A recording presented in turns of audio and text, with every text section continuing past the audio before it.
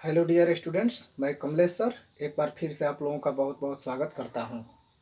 Dear students, आज हम लोग पाटलिपुत्र वैभवम पाठ के अभ्यास मौखिक प्रश्नों के बारे में जानेंगे। तो आइए डियर स्टूडेंट्स, इसके बारे में हम लोग जानते हैं।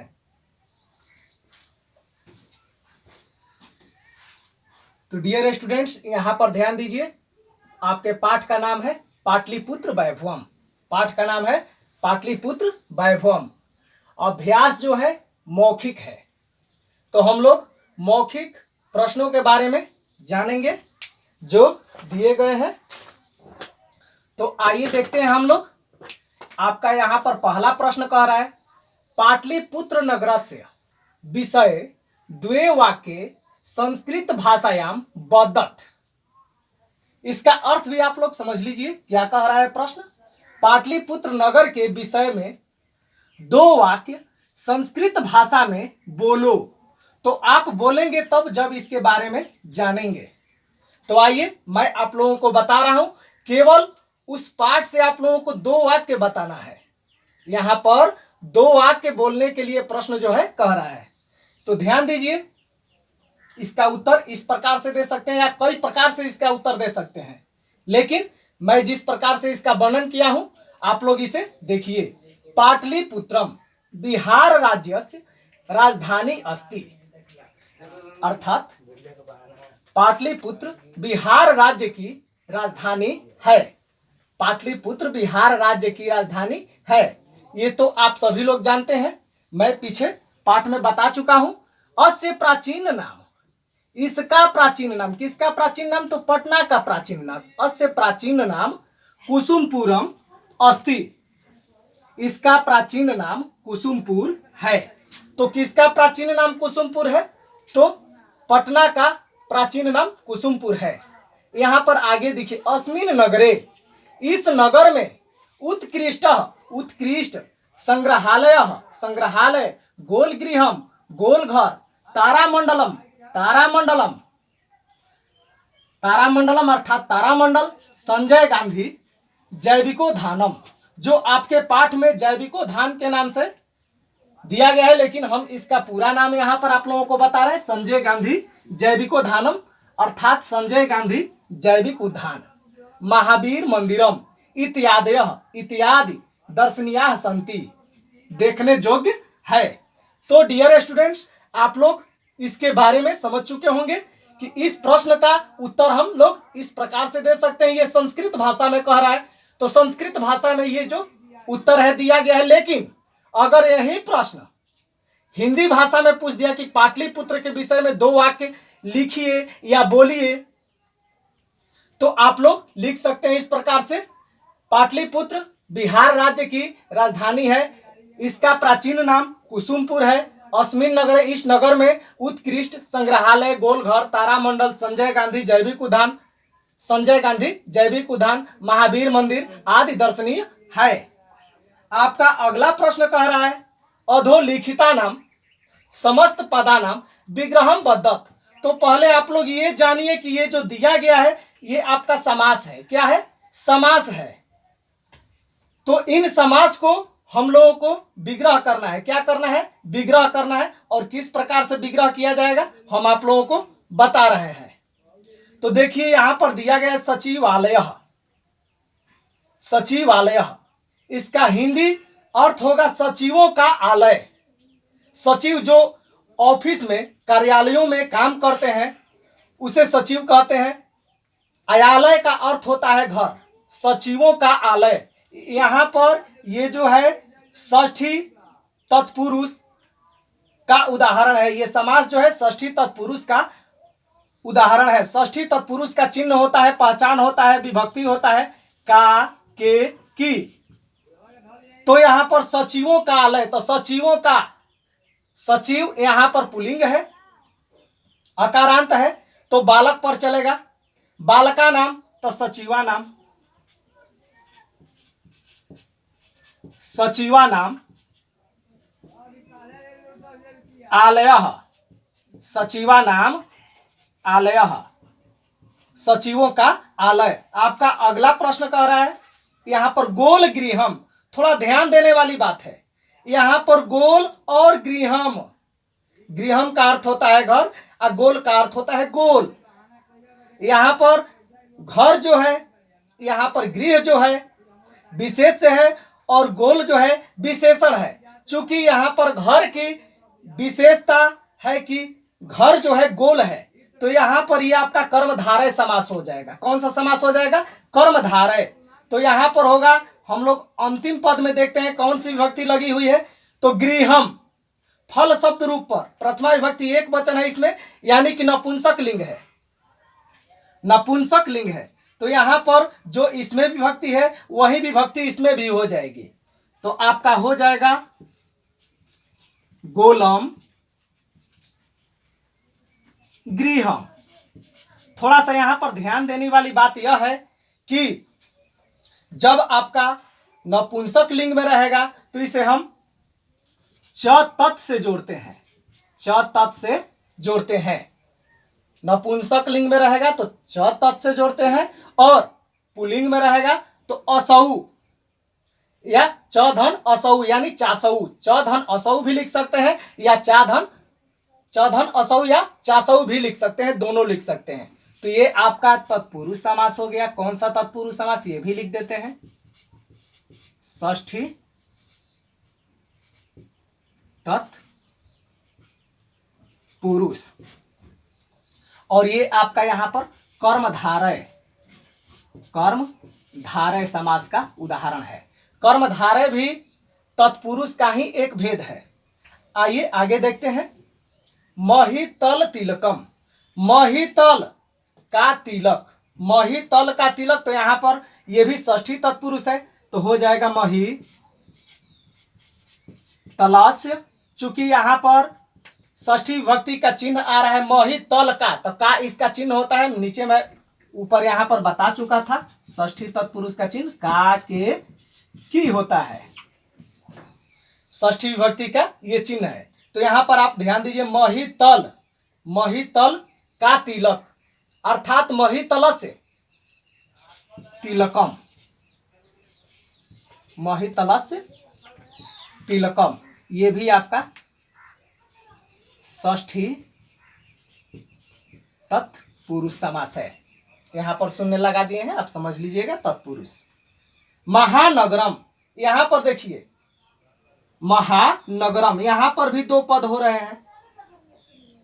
महा का अर्थ होता है महान, नगरम का अर्थ होता है नगर, यानी यहां पर किसी नगर का वर्णन किया गया है जो महान है, नगर है जो महान है, यानी नगर यहां पर आपका विशेष हो गया और महा जो है विशेषण हो गया, यानी नगर की विशेषता जो है कि नगर वह जो है महान है। तो यहां पर होगा नगरम। देखिए अंतिम पद में देखते हैं, प्रथमा विभक्ति एक वचन फल शब्द रूप, तो यहां पर भी हो जाएगा महत, महत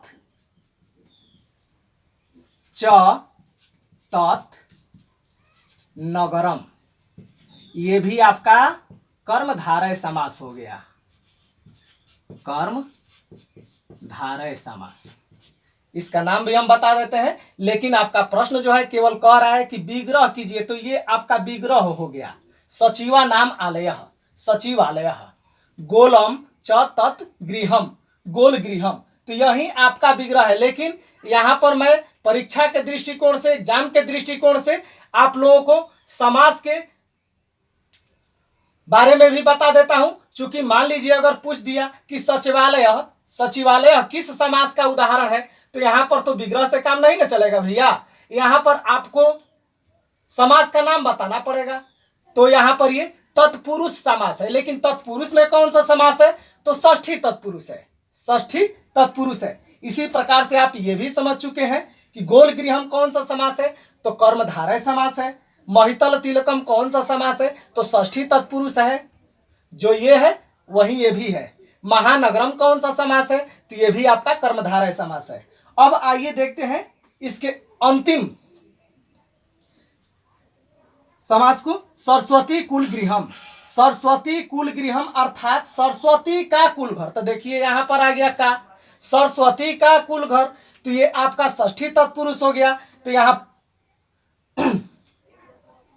पर सरस्वती को हम लोग षष्ठी विभक्ति में ले जाएंगे, चूंकि सरस्वती एक वचन में है तो षष्ठी विभक्ति एक वचन। सरस्वत्याः क्या हो जाएगा? सरस्वत्याः, लता पर चलेगा, लता शब्द रूप पर। सरस्वत्याः कुल गृहम, कुल गृहम। तो आप लोग इसे समझ चुके होंगे, ये भी आपका षष्ठी तत्पुरुष समास है, षष्ठी तत्पुरुष समास है। तो आप लोग इसे समझ चुके होंगे, षष्ठी तत्पुरुष समास है। तो आप लोग ये भी बात जान लीजिए कि तत्पुरुष समास में उत्तर पद की प्रधानता होती है, उत्तर पद अर्थात बाद वाले पद की प्रधानता होती है। आप लोग इसे समझ चुके होंगे।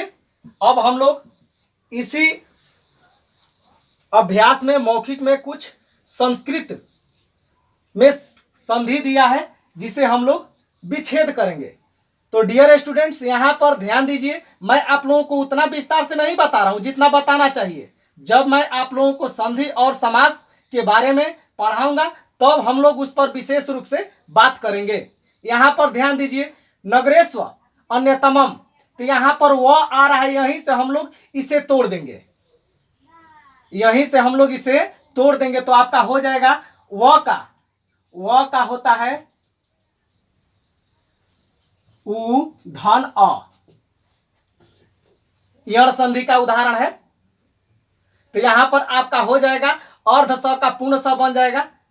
ध्यान दीजिए, यहां पर नगरे लिखिए पहले, नगरे, यहां पर अर्ध स है, मूर्धानी स अर्ध स है, तो यहां पर पूर्ण स कर देंगे और व का उ हो जाएगा। व का क्या हो जाएगा? उ, तो आपका बन गया नगरेशु। यहां पर ध्यान दीजिए, व में कौन सा स्वर छिपा हुआ है? तो व में अ आ रहा है, क्या आ रहा है? अ, तो धन अ हो जाएगा यहां पर। और उसके बाद हम नियतमम जो लिखा गया है उसे हम लिख देंगे नियतमम, यानी आपका हो गया नगरेषु धन अन्यतमम, नगरेषु धन अन्यतमम। और ये किस संधि का उदाहरण है? तो स्वर संधि का उदाहरण है, स्वर संधि का उदाहरण है। स्वर संधि में कौन सा संधि है? तो यण संधि है। स्वर संधि में कौन सा संधि है? ये तो यण संधि है, चूंकि इसी में उ धन अ इक्वल टू व होता है। ठीक ना? आप लोग इसे यहां न लिखकर यहां पर लिख दिए, चूंकि लिख देते हैं, चूंकि आप लोग आसानी से समझ जाएंगे। उ और अ वर्ण यानी उ प्लस अ यानी उ धन अ वर्णों के मेल से व बनेगा। आप लोग इसे समझ चुके होंगे। अब हम लोग देखते हैं ग्रामो अयम। आपके परीक्षा में ऐसे संधि जो है बार बार पूछे जा रहे हैं, यहां पर थोड़ा ध्यान दीजिए। ग्रामो, तो ये आपका विसर्ग संधि का उदाहरण है। तो यहां पर ग्राम लिख देते हैं, यहां पर ओ की जो मात्रा है यहीं से हम लोग इसे तोड़ेंगे। इसकी तो प्रक्रिया बहुत लंबी है, लेकिन आप लोग इसे एक दूसरे भाषा में समझ लीजिए कि यहां पर जब ओ और अर्ध अ दोनों वर्ण आएंगे तो यहां पर ओ का विसर्ग बन जाएगा, ओ का विसर्ग बन जाएगा। क्या बन जाएगा? ओ का विसर्ग। ये जो ओ है यानी कि ओ आपका क्या बन जाएगा? विसर्ग बन जाएगा। तो यहां पर ओ का जो मात्रा है यहां पर इसे हम लोग विसर्ग बना दिए। और अर्ध अ जो है ये ग्रामो का हो गया ग्राम धन, अर्ध अ को हम पूर्ण अ बना देंगे, पूरा अ, अयम, ग्राम धन अयम, ग्रामो अयम। यहां पर देखिए काला नत्रेण, ये आपका यहां पर ये भी जान लीजिए कौन सी संधि है? तो विसर्ग संधि है। कौन सी संधि है? विसर्ग संधि है। चूंकि पहले पद में यहां पर विसर्ग हुआ है तो ये आपका विसर्ग संधि होगी। काला नत्रेण, तो यहां पर ध्यान दीजिए, ये दीर्घ स्वर संधि का उदाहरण है। स्वर संधि है, लेकिन स्वर संधि का पहला जो सूत्र है वही है दीर्घ संधि अक सवर्ण दीर्घ, जिसे संस्कृत में हम लोग दीर्घ संधि को कहते हैं अक सवर्ण दीर्घ। आप लोग इसे समझ चुके होंगे। तो काला नत्रेण, तो यहां पर होगा काल धन अंतरेण, अंतरेण। यहां पर ल में अ और अ धन अ वर्णों की संधि हुई है। अ और अ मिलकर यहाँ पर आ बन जाते हैं। क्या बन जाते हैं? आ बन जाते हैं। तो आप लोग इसे समझ चुके होंगे। कालधन अंतरेण, ये भी आपका लिख देते हैं दीर्घ स्वर संधि। ये आपका दीर्घ स्वर संधि का उदाहरण है। यहां पर केवल विच्छेद करने के लिए कह रहा है, यहां पर भी, लेकिन मैं आप लोगों को संधि का नाम भी बता रहा हूं, चूंकि ये जरूरी नहीं है कि ये केवल विच्छेद के ही रूप में पूछ दे, ये भी पूछ सकता है कि किस संधि का उदाहरण है। तो आप लोग जानेंगे तो इसे आसानी से इसका उत्तर दे पाएंगे। अब यहां पर देखिए पटनेत, तो इसका हो जाएगा पटना धन इति, पटना धन इति। ये आपका गुण संधि का उदाहरण है। गुण संधि, ये आपका गुण संधि का उदाहरण है। यहां पर आ और ई वर्णों की संधि हुई है। आ धन ई बराबर होता है ए, आ धन ई बराबर होता है ए। ए का चिन्ह आप लोग जानते हैं ये होता है, तो ध्यान दीजिए। पटनेत, जहां पर एकार रहेगा वहीं से हम लोग इसे तोड़ देंगे। निर्गतः, निर्गतः यहां पर देखिए अर का मात्रा है, निर्गतः में अर का मात्रा है, तो यही और जो है आपका विसर्ग बन जाएगा, और ये विसर्ग जो है पहले वाले अक्षर पर आकर लग जाएगा, तो हो जाएगा आपका नीह।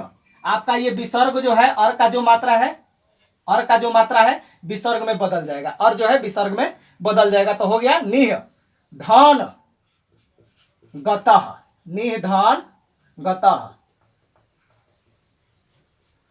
हो गया आपका निर्गतः।